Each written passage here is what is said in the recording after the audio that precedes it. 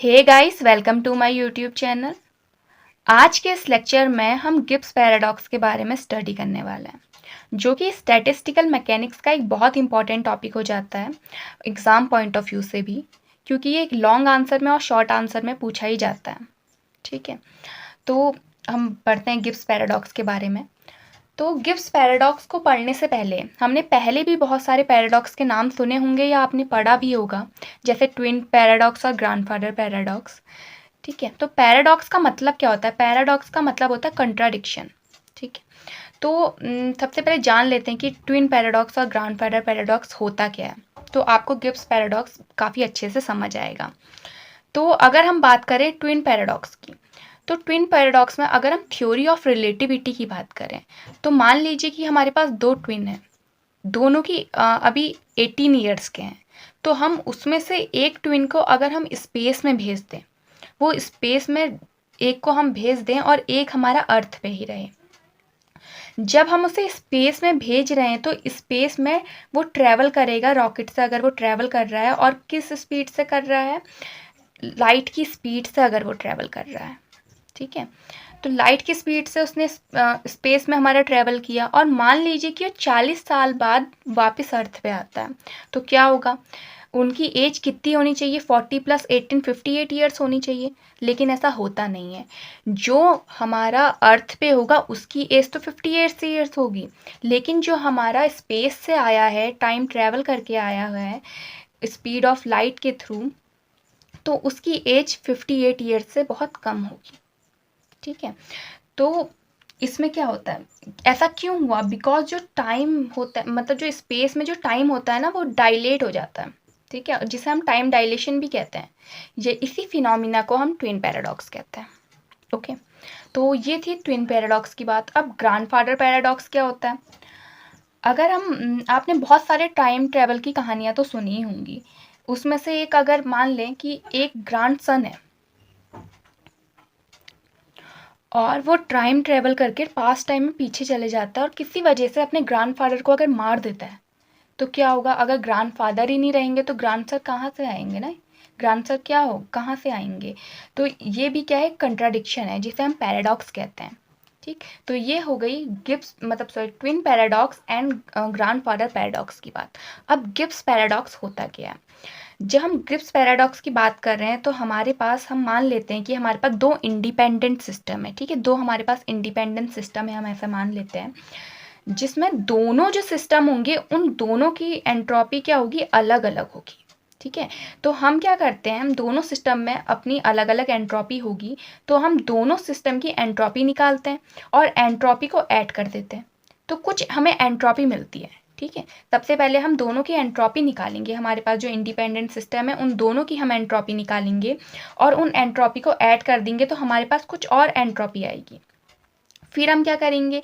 फिर हम जो हमारा सिस्टम है उसे कंबाइन कर देंगे और कंबाइन सिस्टम की एंट्रोपी फाइंड करेंगे। ठीक है, पहले हमने इंडिपेंडेंट करके करी, अब कंबाइन करके करेंगे। तो पहले अब क्या होगा, जो हमारे पास जो पहले ऐड करके एंट्रोपी आई थी और जो फिर कंबाइन करके एंट्रोपी आई है, वो दोनों डिफरेंट आएंगी, और यही जो डिफरेंट इसमें आ रहा है, इसी को हम गिब्स पैराडॉक्स कहते हैं। ठीक है, और गिब्स ने फिर बाद में इस पैराडॉक्स को रिमूव भी किया था, हम उसके बारे में भी पढ़ने वाले हैं। ठीक है, तो स्टार्ट करते हैं। तो हम इसका डेरिवेशन देखते हैं। The partition function of a perfect case. Perfect case क्या होती है? जो बॉयल और चार्ल्स के जो लॉ होते हैं उसे ओबे करे। ठीक है, तो क्या होता है? Z = V/H³ 2πm/KT⁻³ हमारी इक्वेशन नंबर फर्स्ट है, जहाँ पे V क्या है? वॉल्यूम है गैस का, H क्या है? प्लांक कांस्टेंट है, M क्या है? मास है, K क्या है? बोल्ट्जमान हमारा कांस्टेंट है, और T क्या है? एब्सोल्यूट टेम्परेचर है परफेक्ट गैस का। ओके, अब हमारे पास क्या है? The entropy of a perfect gas. जो परफेक्ट गैस की एंट्रोपी होती है, एंट्रोपी और perfect gas and partition function के बीच में जो रिलेशन होता है वो हमारा ये होता है। ठीक है, S = N K log Z + 3/2 N K, हमारी इक्वेशन नंबर 2 है। तो अब हम क्या करेंगे?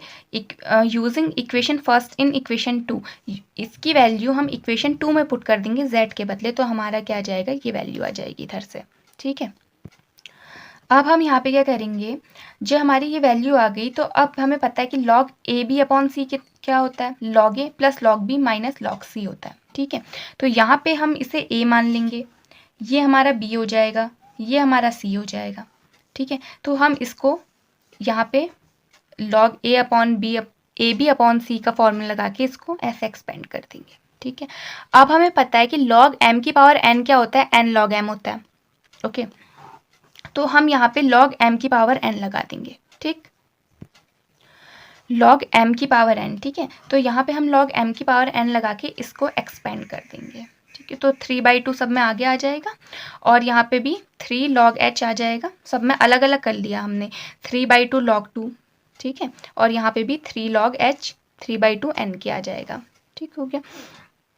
इसके बाद हम क्या करेंगे कि जो हमारी कांस्टेंट टर्म है उनको सबको हम एक साथ लिख लेंगे। अब हम क्या करेंगे, 3/2 से अंदर मल्टीप्लाई कर देंगे सबको और अलग अलग कर लेंगे, और कांस्टेंट टर्म को एक साथ लिख देंगे। तो मैंने कांस्टेंट टर्म को यहाँ पे साथ लिख दिया है, 3/2 log 2 को, 3/2 log पाई को, 3/2 log k को, 3/2 log h ये इसको, एंड नहीं ये तो अलग से आएगा, 3/2 log m ये आ जाएगा, और 3/2 log t ये आ जाएगा।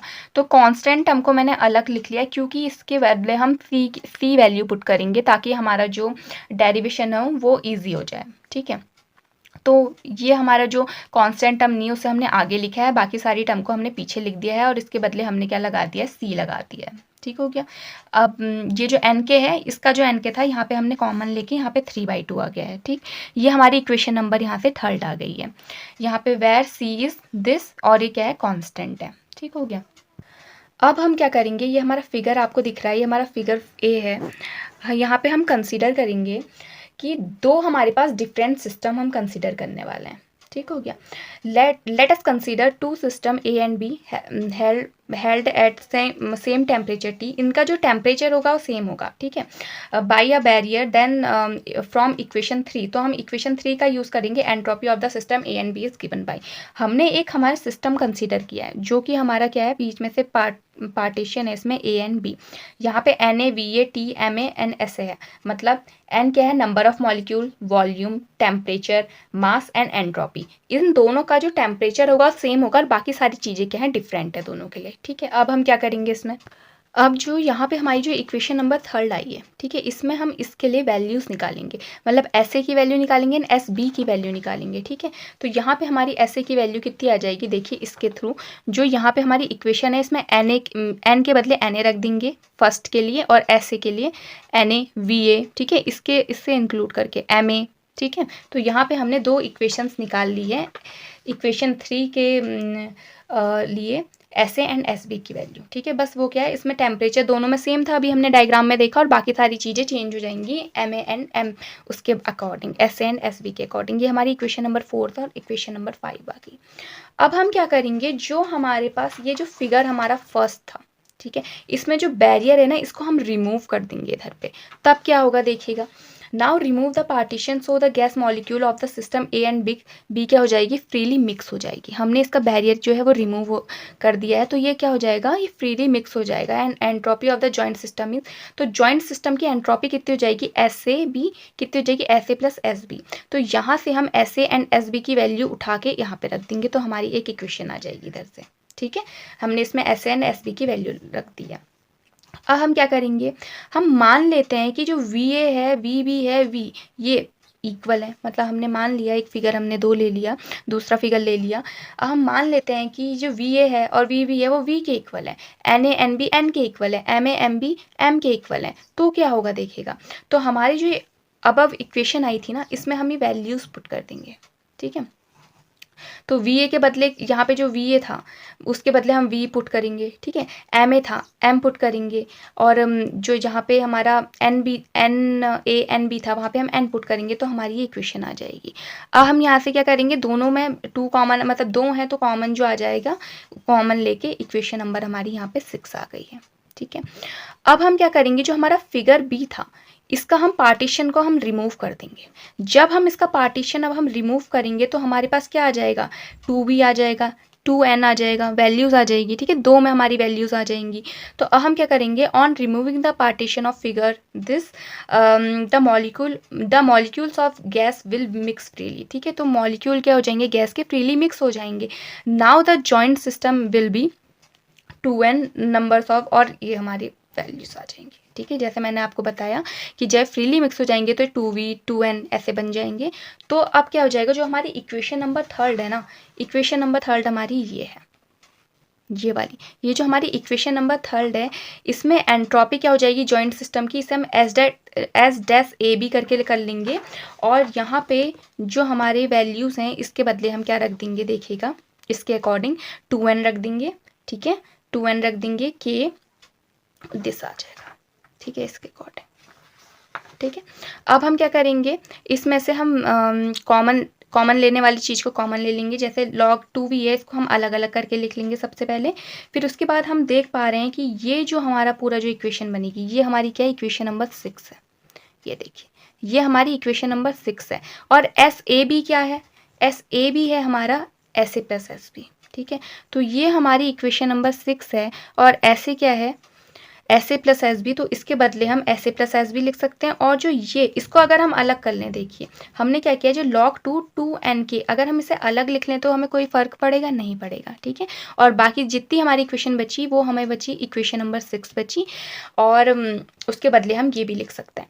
तो ये हमारा आ गया। और जो ये हमारी जो एक्स्ट्रा टर्म आ रही है ना, इसी को कहते हैं हमारे गिब्स पैराडॉक्स, ठीक है, विच इज़ नॉट, देखिए ये जो इक्वेशन है, इक्वेशन 6 से सेम नहीं है, सिमिलर नहीं है। इक्वेशन 6 केवल हमारी ये थी, ठीक है, जिसमें हमने इसके बदले S A plus S B लिख दिया है। ये टर्म हमारा इसमें एक्स्ट्रा आ रहा है, which is not same as equation number 6 but contains an extra factor 2n के log 2 the additional entropy called, इसको हम एंट्रोपी ऑफ मिक्सिंग भी कहते हैं, ओके। और ये जो बिहेवियर होता है इसे ही गिब्स पैराडॉक्स कहते हैं। अब ये जो एक्स्ट्रा फैक्टर हमारे पास आया है, इसे गिब्स ने रिजॉल्व कैसे किया, ठीक है, कैसे इसे रिजॉल्व किया है, हम उसके बारे में पढ़ेंगे। तो Gibbs solve the puzzling paradox by considering the particle the two system as same, hence the gas molecule completely identical indistinguishable. तो गिब्स ने क्या किया कि वो जो हमारे पास गैस मॉलिक्यूल है उसको कम्प्लीटली इन्होंने आइडेंटिकल और इंडिस्टिंग्विबल मान लिया, ठीक है। उसके बाद हमने क्या किया कि हम इसे इसका पार्टीशन फंक्शन करके z/n फैक्टोरियल के फॉर्म में लिखे, तो यही हमारे क्या है, मेन चीज़ थी, ठीक है। तो हम आगे बढ़ते हैं। In this case n molecule of the each system can't distinguish in n factorial way, so the case partition function is this, ठीक है। तो हमारे पास ये आ जाएगा, तो हम इसको क्या कर लेंगे, n फैक्टोरियल से डिवाइड कर लेंगे, ये हमारी इक्वेशन नंबर 10 आ जाएगी। अब हमें पता है s हमारे पास ये है, हमारी इक्वेशन नंबर 11 है, z की वैल्यू हम s में पुट करके हमारा ये आ जाएगा इधर से, ठीक है। अब हमें पता है कि हम स्टैटिस्टिकल मैकेनिक्स में बहुत जगह हमने स्टीलिंग फार्मूला अभी तक यूज़ कर लिया है, तो स्टीलिंग फार्मूला हमारा ये होता है। स्टीलिंग फार्मूला से हम इसको खोल लेंगे, ठीक है। तो जब हम स्टीलिंग फार्मूला से इसको खोलेंगे log n फैक्टोरियल का, तो n log n minus n, तो हमारा ये आ जाएगा, ठीक है। अब हम क्या करेंगे, after intermixing of the system A and B, तो जो हम इंटरमिक्स करेंगे इन दोनों को, तो एस ए एस बी कितना आ जाएगा हमारा, एस ए एस बी की वैल्यू अगर हम देखिए, जो हमारी ये इक्वेशन है इसे एस ए एस बी की फॉर्म में लिख लें, तो जो हमारा ये जो इक्वेशन बन जाएगी और दो इक्वेशन में कन्वर्ट हो जाएगी, जैसे हमने अभी पिछले में किया था। तो हमारा ये इक्वेशन आ जाएगी, 2 आ जाएंगे, ठीक है, क्योंकि 2 है ना तो 2 आ जाएगा, तो सब में कॉमन लेके हमने ऐसे करके निकाल लिया है, हमारी इक्वेशन नंबर 13 आ जाएगी।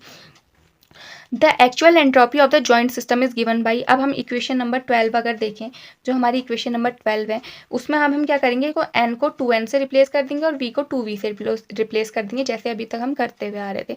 तो हमारी क्या बन जाएगी, ये इक्वेशन हमारी यहाँ पे आ जाएगी।